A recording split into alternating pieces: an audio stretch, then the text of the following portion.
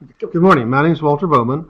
I'm the Research Room Supervisor at the Kentucky Department for Libraries and Archives.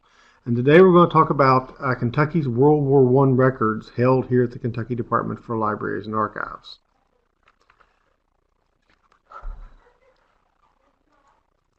The First World War, obviously, we're coming off the centennial of that. April 6th of 1917 is the entry of the United States into the First World War, as opposed to previous operations that contain the Mexican border operations, and we'll discuss those also in this presentation. But the centennial of the United States entry into World War I will be, of course, April 6th of next year. So we're going to look at some available records for that time period.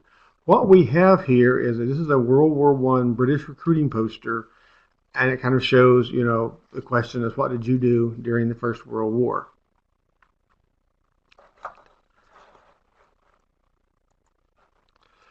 The United States did not enter the First World War again for the first 3 years of the war. Now, interestingly enough, there was a large population in the country who did not have an interest in the United States going to war with either with Austro-Hungary, Germany, or those two powers, in that there were a number of German Americans, largely in Cincinnati and Milwaukee and other cities, who really were still recent immigrants and had some loyalty to Germany. Same is true with the Austro-Hungarian population. There is a large Irish population from what will eventually become the Irish Free State, and those folks also did not have an interest in the United States going to war initially against, or in the case of the Irish, going to war with the British against Germany and Austro-Hungary. In the summer of 1914, Germany goes to war with France and Britain and Russia, and the initial plan is for Germany to invade France through Belgium. Belgium refuses to allow the Germans to use them as a course into northern France, and so Germany just simply invades Belgium at that point. Obviously, the Belgian army resists. There's some frustrations. There's execution of civilians and destruction of Belgian property. And this, of course, is used many times during the course of the war to create support for countries against Germany. What you see there on the screen is a picture of a peace treaty signed between Belgium and Germany before the war, and of course the Germans called it, one of the German ministers called it a scrap of paper when the war started. The Germans also initially started the war by trying to starve Britain into submission by engaging in submarine warfare. And submarine warfare, obviously, in that time period, submarines were very vulnerable. They had to engage basically just below the surface or come to the surface briefly, and they were unable to pick up survivors or do anything in terms of helping the crews or the passengers of the vessels they sank. And to envision the horror of this and why this was such a shock to the populations of the world when this began, is prior to that, naval warfare had been seen as the most civilized warfare. So, for instance, a surface vessel sinking any merchant ship or engaging a vessel may attempt to pick up the crew or passengers of that vessel.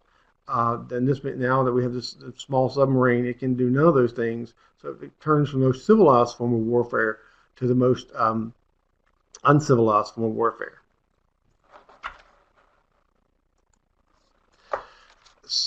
So in the early years of the war, between 1914 and 1917, when the United States was not in the war, the countries, especially the Axis countries, those of Germany and Austro-Hungary, their consulates, the consulate in Cincinnati would publish ran notices in the newspaper in both Cincinnati, Lexington, and Louisville, asking people to come back to Germany and Austro-Hungary and fight in defense of the empire.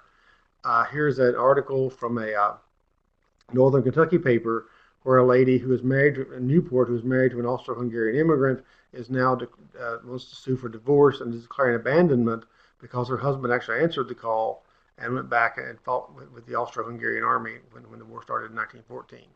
We don't know exactly what became of his service in the Austro-Hungarian army, but here's an example again of the neutrality of the United States in those first years of the war.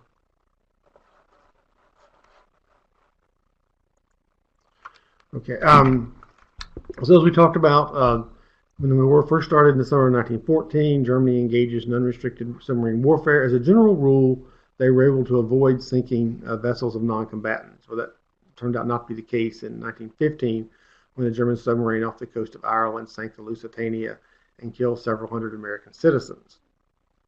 Also, Mexico had a revolution in 1911, and there was still a great deal of turmoil in Mexico. And Pancho Villa was one of the main parties in the revolution and counter-revolution in Mexico.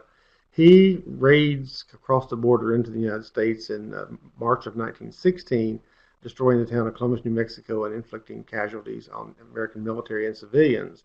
So there's a pursuit of him across the border.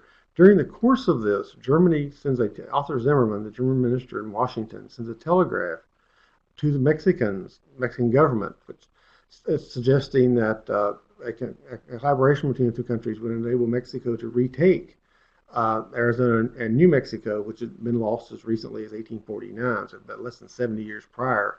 They had lost those two areas to the United States. And so the telegraph was found and released and made public to the United States. So obviously there is now a reason for the United States to be chagrined with Germany in addition to the unrestricted submarine warfare. After the sinking of the Lusitania, Germany had actually ceased unrestricted submarine warfare because the United States had threatened to enter the war. Well, in the spring of 1917, Germany was again on hard times. They're blockaded by the British fleet, and they retaliate against the British blockade. Their only recourse to that, since their own navy could not break the blockade, was to again engage in unrestricted submarine warfare. The breaking of that promise and the Zimmermann telegram actually led the United States eventually in April of 1917 to enter the First World War on the side of the Allies, the British, French, and for a period the Russians. Because of the border raid in 1916, the United States deployed forces all along the Mexican border in an attempt to seal the border in its entirety. There were other raids not as grand as the Columbus raid. And the Kentucky State Guard, which then consisted of 4 infantry regiments, numbered regionally in the state with the 1st, 3rd, 4th, and 1st, 2nd, 3rd, and 4th, and 1 cavalry squadron deployed to the Mexican border. This is a muster roll listing held on microfilm here at Libraries and Archives. And you can see there, there is the gentleman serving is a Raymond Doolittle. I'm going to bring my arrow down here, maybe. It's a Raymond Doolittle from Louisville, and you'll get a little information about Mr. Doolittle. For instance, where he is from, a little description of him, and his next of kin on this muster roll. So again, for your research purposes, if you're looking for a kinsman who served in the Kentucky State Guard during the deployment to the Mexican border during the fall of 1916 and the spring of 1917, this will be of value to you.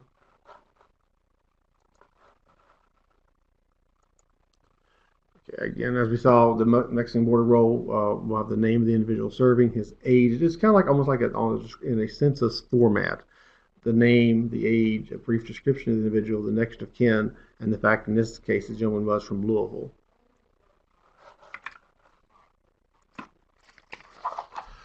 This is a discharge, or actually a service record for an individual served on the Mexican border.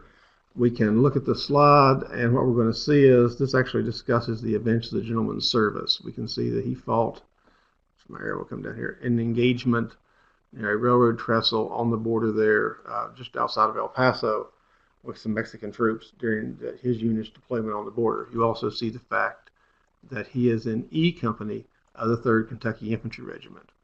And the State Guard regiments only exist. This is the last time we will see the Kentucky State Guard, which is now the Kentucky Army National Guard, deployed as state regiments. Henceforth, during the course of the First World War, they will become the 149th Infantry, the 138th Field Artillery, and so on, and will function as federal units ever after that.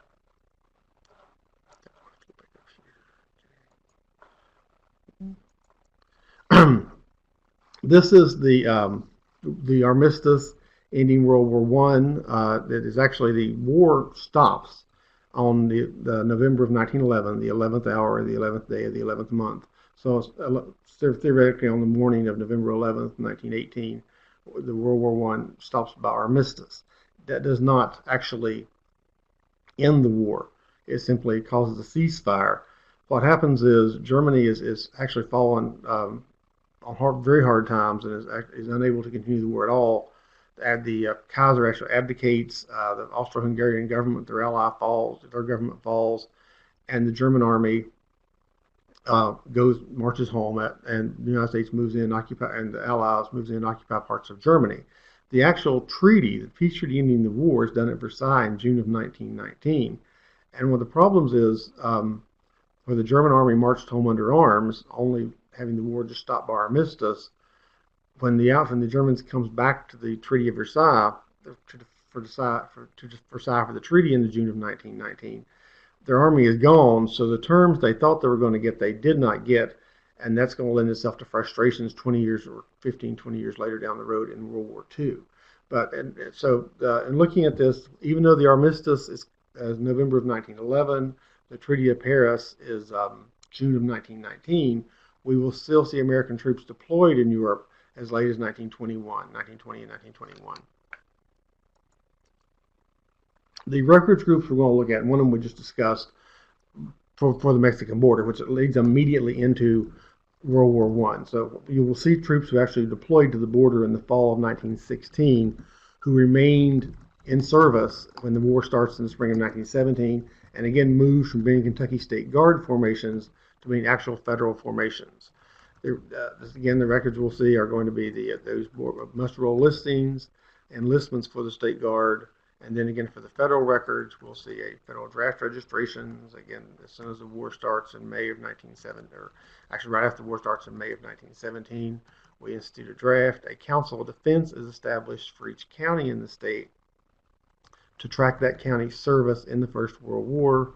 There are a series of county veterans books, which are created after the fact, actually created at the beginning of the Second World War, to provide a place for veterans to record their discharges at in the counties, and many World War I veterans who are still alive at that point did that. There's a 1962 Veterans Bonus that was paid for veterans of the Spanish-American War through the Korean War in 1959 to 62. Many World War I veterans and their their spouses applied for that bonus. The 1920 Federal Census took a census of everybody serving overseas. So there's actually a component to the 1920 Federal Census, which is entitled Naval and Military, and that will reflect individuals by unit. The unit is kind of done almost as a county, and you see the individual in the context of that on the 1920 census. And then again, the WPA in the late 1930s and 1940s surveyed cemeteries in the United States, and you will see that graves of veterans who did not survive much more than 20 years after the war there. These are all records groups you will find at the Kentucky Department for Libraries and Archives, either on microfilm or as original records.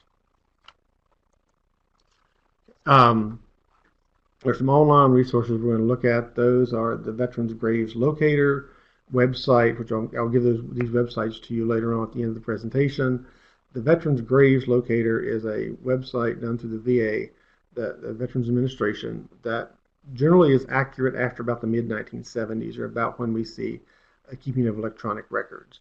Anytime the VFW or the American Legion, or even for active duty people, put in a firing detail or an actual service is conducted by the military or military affiliated component, the individual's grave is located on this website. You can actually locate graves simply by searching on the website for the individual, but as a general rule, it's going to have to be someone who passed away after 1975.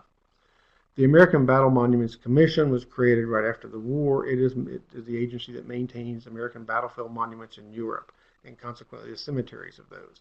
On their website, it is also searchable by individual, and you can look for the names of individuals who were casualties during the First World War, but who were buried in Europe and were not returned. There is a website on Roots Web entitled The Fallen, which actually has pictures of American casualties during the First World War, most of them taking training photographs of these individuals before they went over to France. But again, you can find the names of the individuals by county for the casualties of the First World War. For the actual units in the First World War, there's the World War I Order of Battle. That is online at the United States Army Center for Military History, and it's also hardbound volumes. Any number of places, KDLA has a part of that, has that collection, and this will allow you to see units from the corps level, from the Army level down to many times company level. Actually, the dates the unit was in different places, and down to probably brigade level, we'll see what operations the unit engaged in. Okay, so starting with the State Guard enlistments, this is an enlistment document for someone entering the State Guard. Again, this is a formation that existed just prior to the First World War in the state. Probably only about 4,000 folks served in this formation. But if you had someone in the unit, then you're going to get a chance to see them entering the service before World War One. The document will include the name of the individual, the unit he served in, his age, and the dates of service, which may be of value to you if you did not know your ancestor was in the First World War or just wondered why he was in service before the war started. This is a selective service card. This gentleman is Ben Asher. Ben is from Lost Creek in Breathitt County. Let me draw the arrow down here for that. Almost immediately, again by May of 1917, we have selective service in the state. Click once to bring it up and then drag it. Okay, there we go. There it is. Yay. Laura, thank you. So these are all both on Ancestry. Before the advent of Ancestry, Libraries and Archives purchased a series of microfilm with these records on them, but you're generally just findable again on the Ancestry website. We do again have a microfilm copy here at KDLA. These are we'll give the person's living at, in this instance, Breathitt County. I give the age of the individual, and then of course with that the date of birth, a brief description of him, usually the height, the color of his eyes, many misfortune, for instance, a limp or some physical description there. The occupation he's engaged in is minor, or what have you. The next of kin is given as well. It's down here at the bottom, so you'll get an idea of.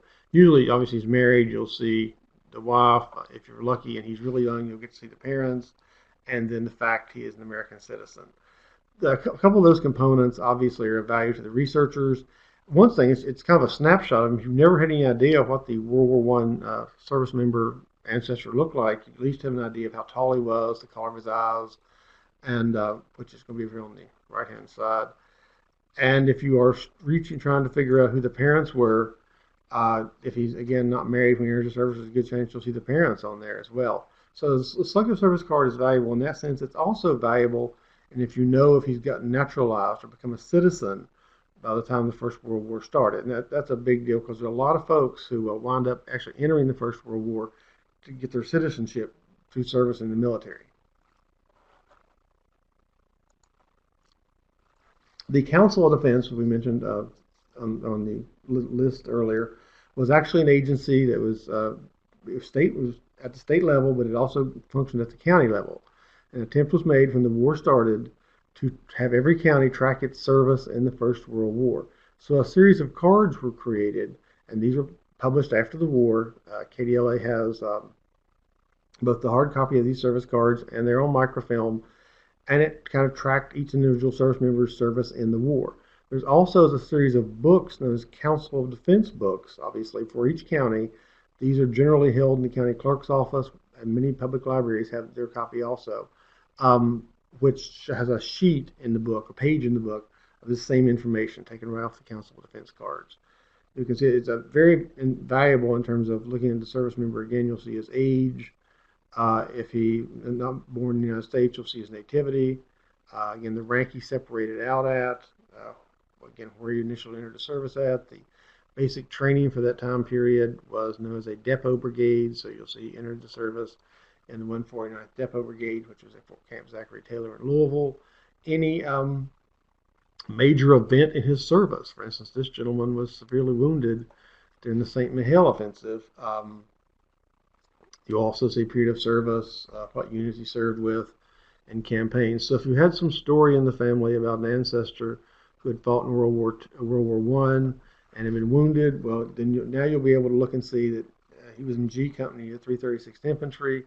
And in the fall of 1918, during an offensive, these are the two major American offensives of the World War. St. Mihiel is an offensive in the Verdun area that helps drive the Germans back away from Verdun. And then the Meuse-Argonne offensive is a drive down the Meuse River that is aimed at driving into Belgium and breaking through the German lines there. And then is the offensive that ends the war.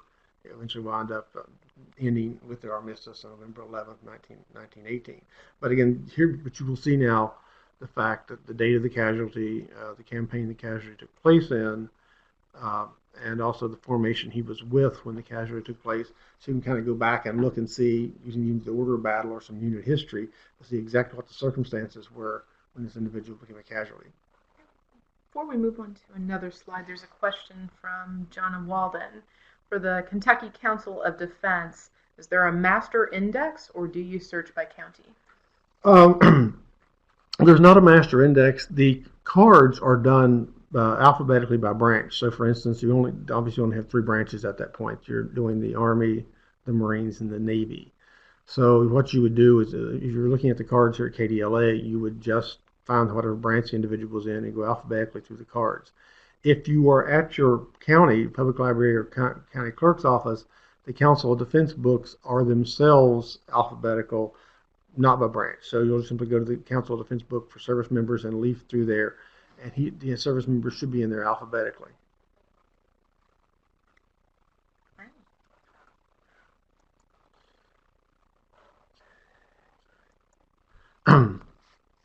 The Council of Defense contains a number of different records. They not only address the service of the county servicemen, they also address the Red Cross in the county, what that agency did, the raising of Liberty bonds. There is a organization known as the American Protective League, which was organized by county, and you were supposed to spy on your German and Austro-Hungarian neighbors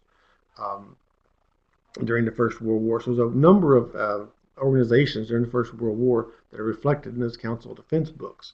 This is the Student Army Training Corps, which was the precursor to the ROTC. For those serving in the trenches in France, it was known as Safe at the College. You will see, and this is just a name I was able to pick out here, this is the Student Army Training Corps at Transylvania University. You will see it lists where these young men are from. You can see most of them are Lexingtonians. There's somebody from Versailles there, also somebody from up in Robertson County, Mount Olivet, and so Lancaster. But you will also see the second name down, if you can kind of look at that. It was not the best image in the book itself.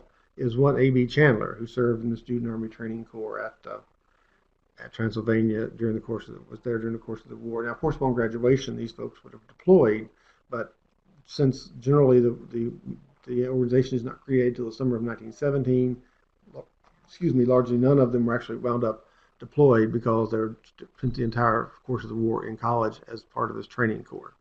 But again, that has advantages in terms of letting you know if you had an ancestor who was in college and you think he may have some connection to the First World War, we can certainly go in and look at the Council of Defense for the Student Army Training Corps and see if indeed he was a component of that.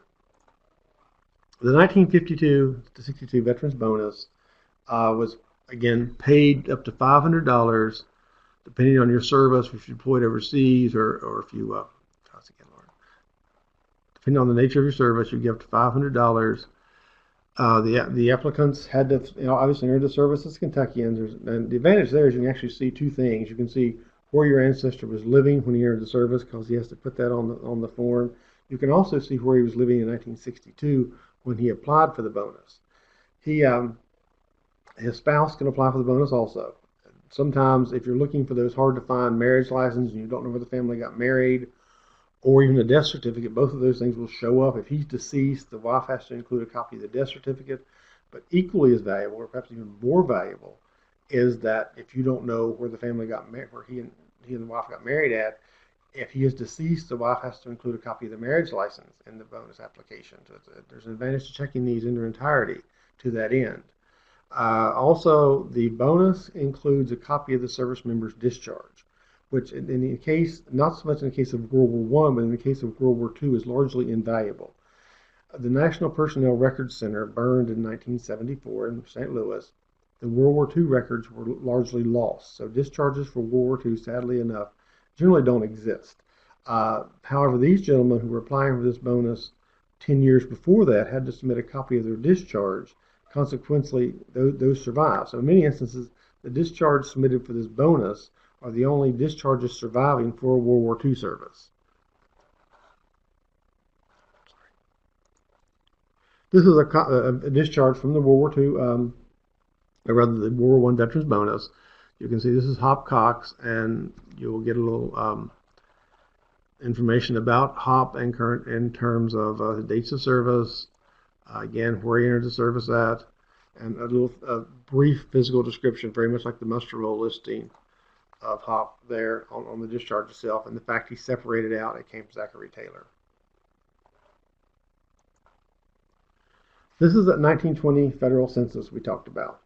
This is the federal census. This is a individual from Louisville. He is, or actually, he's from Louisville, but it lists on the 1920 federal census he is simply a Kentuckian. The interesting thing about this is he is serving on a captured Austro-Hungarian vessel off the coast of Dalmatia. So if you look, if you have a story in the family about an ancestor who, strangely enough, served in the Adriatic at the end of the war, and you thought that sounded fanciful, well, as it turns out, the Austro-Hungarian Navy surrendered itself in its entirety at the end of the war. Those vessels were mothballs and had very small crew. I think this muster roll of his census record shows maybe 20 men serving on that vessel, just enough to keep her maintained. So you actually get, again, as we talked about, on that 1920 federal census, you will see anyone in the military for that time period, irrespective of where they are. That's true of the Philippines, for forces deployed, say even in China, or just wherever the individual had to be deployed at. If he is in service in 1920, you have an opportunity to see him on the 1920 federal census, and you will see him just like you would on the other census. The only distinction is the unit, in this case the vessel, is going to be basically the in the county component of that, and then you just kind of go from there in terms of finding him. Sometimes the officers are listed as head of household. Most times they're not. But you're just going to look for him as if you normally would look for someone on a federal census. The WPA Graves registration, again, you will not see a lot of World War I veterans here because the WPA only exists for the years of just before the First World War and just before the Second World War and the Second World War itself. But if you are occasioned to see somebody who is surveyed, these were cemetery surveys. WPA workers, part of the Make Works project, went through various counties, in this case Nicholas County, and surveyed cemetery headstones or tried to fill in the gaps on the cemetery headstones by asking questions of nearby residents. So and you're always constrained by how good the WPA worker was.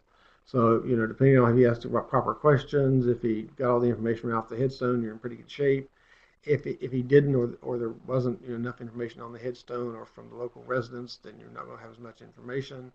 In a perfect world, you would see obviously on the headstone the date of birth, the date of death, the period of service, the formation the individual was in, the rank he separated out at, and then obviously the place of burial.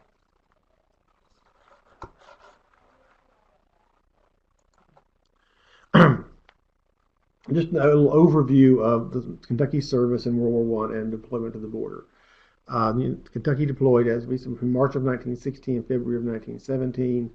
2,300 Kentuckians deployed to the border. There were two casualties. There was one who was actually a casualty in engagement with the Mexicans. The other one was killed with a misunderstanding with the Texas Rangers.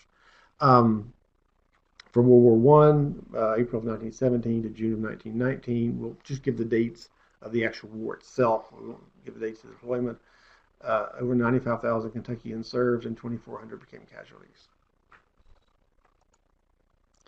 These are the internet sources I mentioned earlier in the presentations. The Veterans Graves Registration, again, if you're looking for a veteran who passed away, generally after 1975, and there was a firing detail or a military funeral was conducted for him, there's a very good chance you will see this individual in this VA Graves locator. It'll give the cemetery he's in. It'll give some dates of service and little information about him. It's searchable by first and last name. The American Battle Monuments Commission, same scenario. That's searchable by first and last name. You can also search by cemetery. There is also an American Battle Monuments Commission for World War II.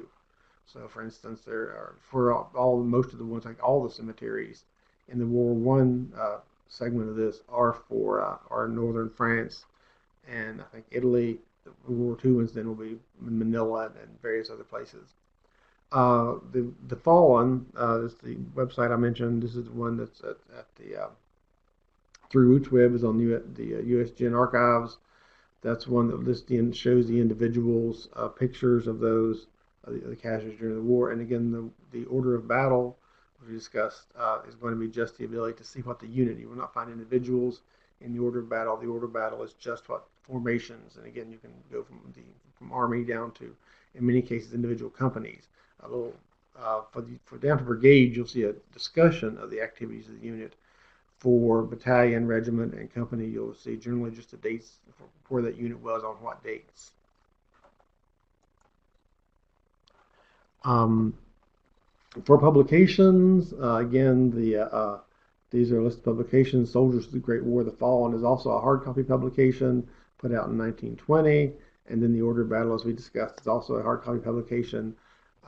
Is probably still in Fed docs many places. And it is several volumes that deal with the service in the war of the units.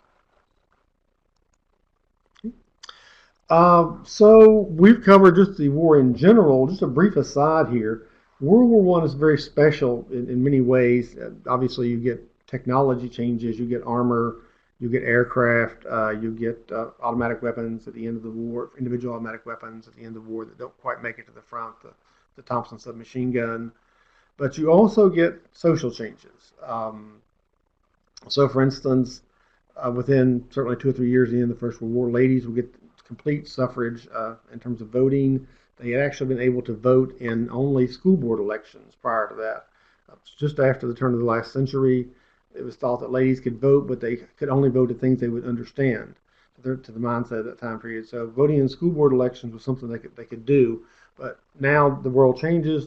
But World War I is the first time we will see them serving in any capacity in a uniform service. Prior to that, nurses had been Florence Nightingale or Clara Barton had been volunteers. They were not a uniform service. At this point, nurses will have rank and have uniforms and function as a component of the military. This is Jessie Greathouse. This is Jessie's Veterans Bonus application. Jessie Greathouse was a World War I nurse from Lexington.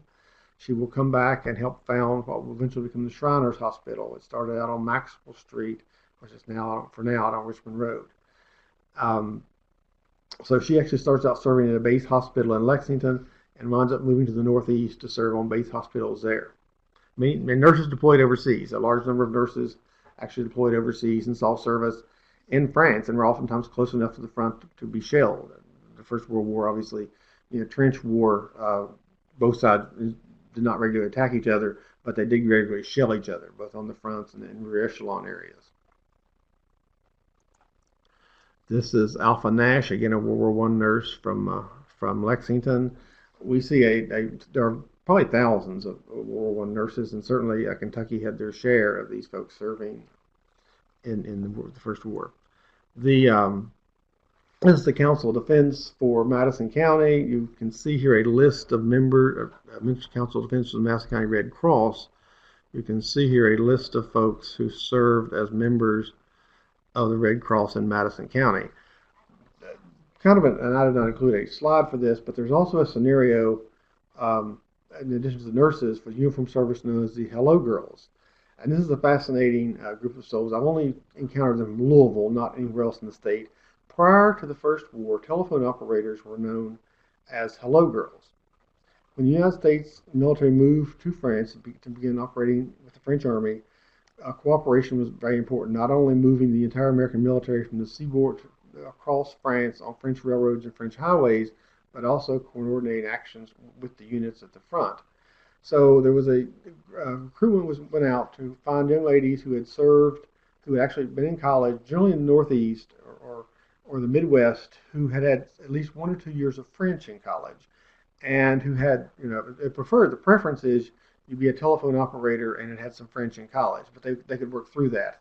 And you were sent to France. There are only a few hundred of those as opposed to the nurses, and did a very good job of coordinating the movement of the American military from the Channel ports and the Atlantic ports to the front. And to prevent rail accidents, there were still rail accidents of trying to, have Americans drive on French trains move to the front and have American units then coordinate with the French at the front. These folks did not, again, get all the privileges the nurses had, but they were a uniform service during the First War.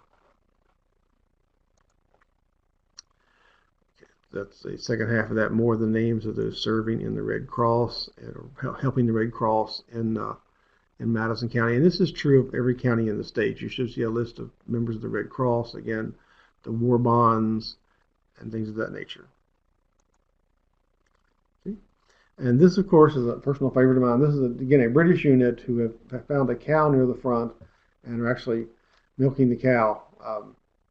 Probably the First World War is one of those wars where, the last war probably, where more troops had a familiarity with agriculture than did the troops in previous wars. So probably most of the men in this group were more than capable of milking the cow, as opposed to maybe later wars that wouldn't be the case. The contact information for making requests or just coming to libraries and archives is going to be, the website is www.kdla.ky.gov. Again, where did that phone number is it? The phone number is actually wrong on there. I'm sorry. It should be 502-564-1770. And that will get you to the research room. We are 9 to 4, Monday through Friday, and we are located at 300 Coffee Tree Road. And in terms of making requests to us, you can certainly contact us, and we will try to help with the request that way. And oftentimes you're better served from some of the records groups that do not have indexes, as John was asking, to actually come to the research room and actually do the research personally. It's probably a little better scenario than that. Folks, that pretty much covers what we have in terms of World War I records for the Kentucky Department for Libraries and Archives. And again, those are accessible through the research room here at KDLA. If you have any questions,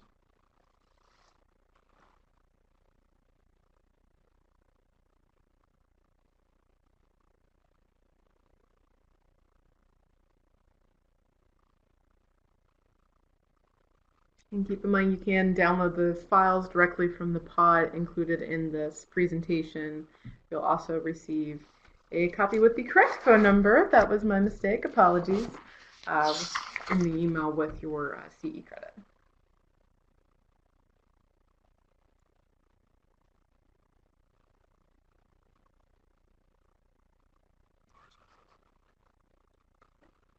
You're certainly welcome, Diana. And we'll hang out for a couple more minutes in case anybody has any questions.